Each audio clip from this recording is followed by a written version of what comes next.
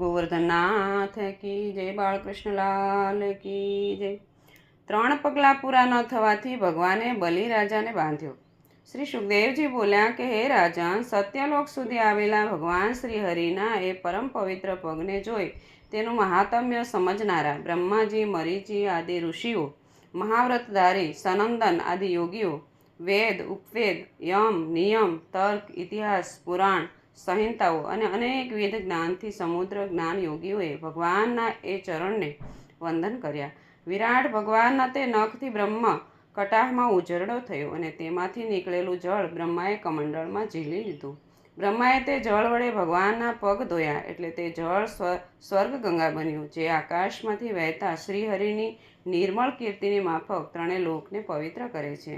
ત્યારબાદ બ્રહ્માજી લોકપાલોએ વિરાટ ભગવાનને અનેક ભેટો અર્પણ કરી, વિધિવત સમૃદ્ધ અર્ઘ્યો થકી મહાપૂજા પણ કરી। પછી સર્વ દિશાઓમાં ભગવાનના વિજય મહોત્સવની ઘોષણા કરી। જ્યારે બીજી બાજુ પોતાના સ્વામી બલિરાજા પાસેથી 3 પગલાંને બાને આખી પૃથ્વી પડાવી લીધેલી જોઈ અસુરો અત્યંત ગુસ્સે થઈ બરાડવા લાગ્યા।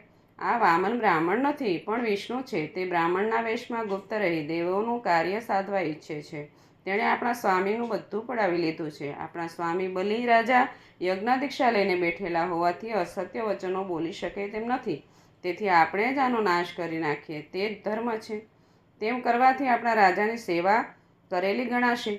પણ આમ કહી બલિરાજાના સેવકો અનુસરોએ શસ્ત્રો હાથમાં લઈ બલિરાજાની અનિચ્છાએ પણ વામન ભગવાનને મારી નાખવા ધસ્યા। ત્યારે વિષ્ણુ ભગવાનના સેવકોએ તે અસુરોની સેનાનો નાશ કરવા લાગ્યા। બલિરાજાએ શુક્રાચાર્યના શાપને યાદ કરી અસુરોને અટકાવ્યા અને કહ્યું કે તમે લડો નહીં, પાછા ફરો। આ સમય આપણને અનુકૂળ નથી।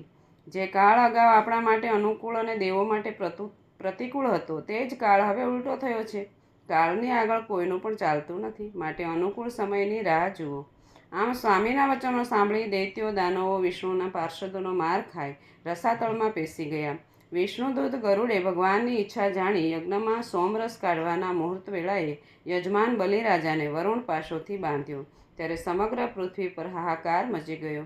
આમ છતાં સ્થિર બુદ્ધિવાળા ઉદાર બલિરાજાને વામન ભગવાને કહ્યું કે હે અસુર, મેં તારી પાસે 3 પગલાં ભૂમિ માગી છે। 2 પગલાંમાં મેં બધી ત્રિલોકી માપી લીધી છે। હવે 3જું પગલું તૈયાર કર। જો તું 3જું પગલું ભૂમિ નહીં આપે તો તારો નરકમાં વાસ થશે। તારા ગુરુએ પણ તને અનુમોદન આપ્યું છે, તેથી તું નરકમાં પ્રવેશ કર। જે મનુષ્ય પ્રતિજ્ઞા કરેલું ન આપી યાચના કરનારને ઠગે છે, તેના મનોરથો નિષ્ફળ થાય છે, તે નરકમાં પડે છે। તે પણ મને આ રીતે છેતર્યો છે, તેથી તારા આ અસત્ય ચરણનું ફળ પણ તારે અમુક વર્ષો સુધી ભોગવવું પડશે। બોલ ગોવર્ધનનાથ કી જય, બાળકૃષ્ણલાલ કી।